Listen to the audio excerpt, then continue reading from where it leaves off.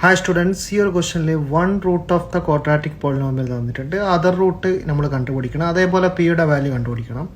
ഇവിടെ നമ്മൾ നോർമലായിട്ട് യൂസ് ചെയ്യേണ്ട കണ്ടീഷനൊക്കെ എന്ന് പറഞ്ഞാൽ ആൽഫ പ്ലസ് ബീറ്റ എന്താണ്? What is alpha plus beta? Minus B by A. Alpha plus beta is equal to minus B by A. ഇതിൽ നമുക്ക് ബീറ്റയുടെ വാല്യൂ ആൽഫയുടെ വാല്യൂ തന്നിട്ടുണ്ട്. ഒരു റൂട്ട് 3 ആയിട്ട് എടുക്കാം. നെക്സ്റ്റ് റൂട്ട് നമുക്ക് കണ്ടുപിടിക്കാം beta minus B by A. What is minus of -3? So നിങ്ങൾ സബ്സ്റ്റിറ്റ്യൂട്ടീവ് ഓർപ്പിക്കേണ്ടത് മൈനസ് ഓൾറെഡി ഉണ്ട്, ബിയുടെ ഒരു മൈനസും കൂടെ കയറി വരും. ഓക്കെ, സോ മൈനസ് ഓഫ് -3 എന്താവും?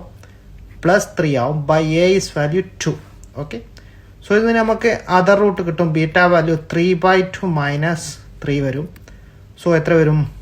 ബീറ്റ വാല്യൂ -3/2 വരും. സോ നിങ്ങൾക്ക് ഇനി എന്ത് കണ്ടുപിടിക്കാം? സോ നെക്സ്റ്റ് റൂട്ട് എത്രയാണ്? -3/2 ആണ്. ഇനി നമുക്ക് find the value of P എന്ന് പറഞ്ഞാൽ ഇവിടെയാണ്. സി വാല്യൂ ആണ് പി ആയിട്ട് വന്നിരിക്കുന്നത്. What is C value?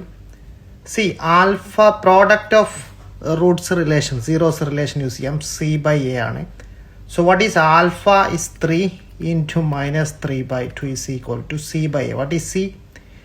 P by 2 get cancel. So P value is equal to -9 കിട്ടും. സോ ഇങ്ങനെയാണ് ബീറ്റ വാല്യൂ. അതർ റൂട്ട് -3/2 ആണ്. Root or zeros of polynomial same ആണ്.